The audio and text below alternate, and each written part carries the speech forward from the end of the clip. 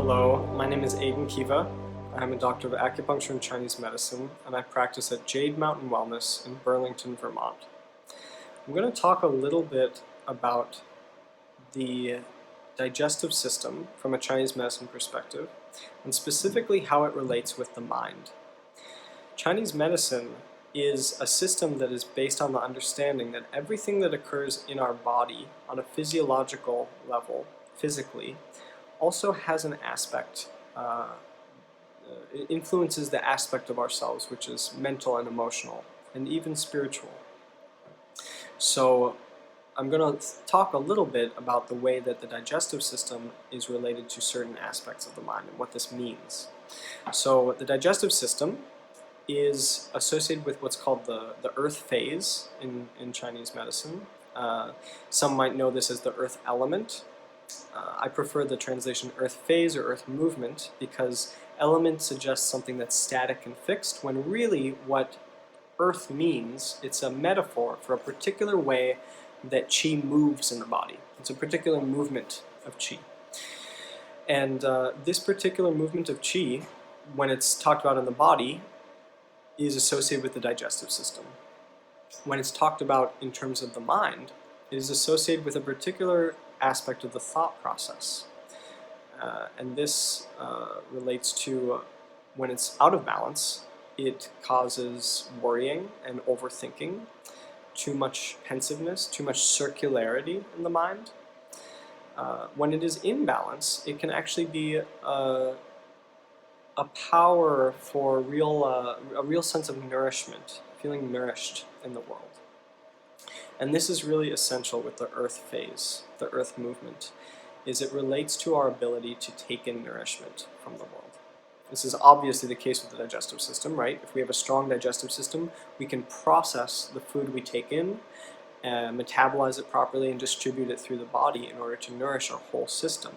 This is why the digestive system is so essential for health, and why when the digestive system gets out of balance, it can cause imbalance in the rest of the body. From a Chinese medicine perspective, a lot of chronic illnesses actually have their root in digestive disharmony, even if that's not necessarily recognized by Western medicine. So this ability to take in nourishment is key. And because of this, when there are issues with sources of nourishment in our lives, it can affect our digestive system. So the emotional and psychological aspect affects the physiological aspect, and vice versa. Ultimately, they are actually just two pieces of the same life process, because we are embodied minds, we are embodied beings, we're whole people.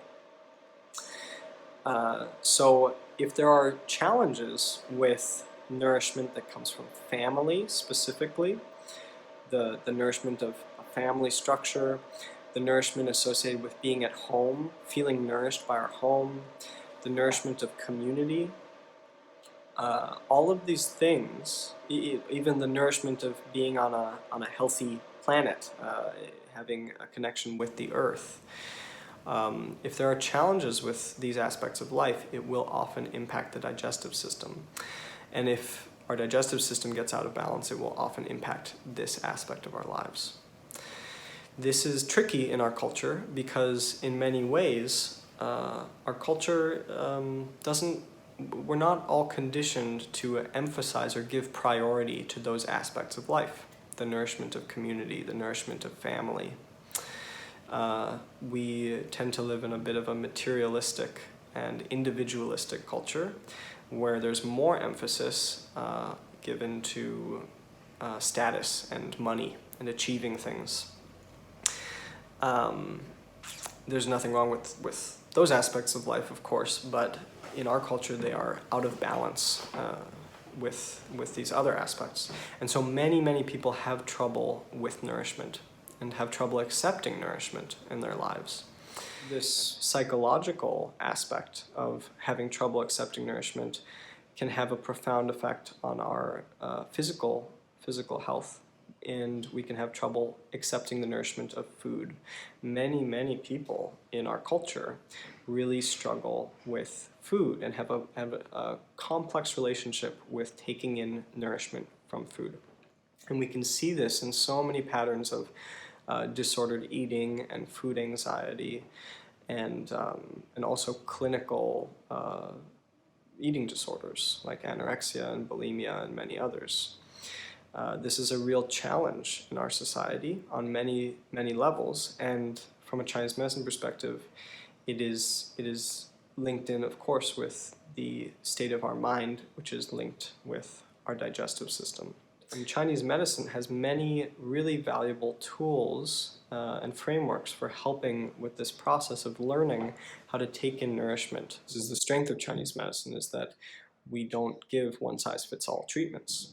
We look at you and your particular life, your particular strengths, your particular challenges, and we treat you based on that. So we can use all these tools that we have, acupuncture, herbal medicine, and a number of other modalities to help support this process of the body taking in nourishment, assimilating it, distributing it, and using it, being deeply nourished. This is an essential part of life, and we can help.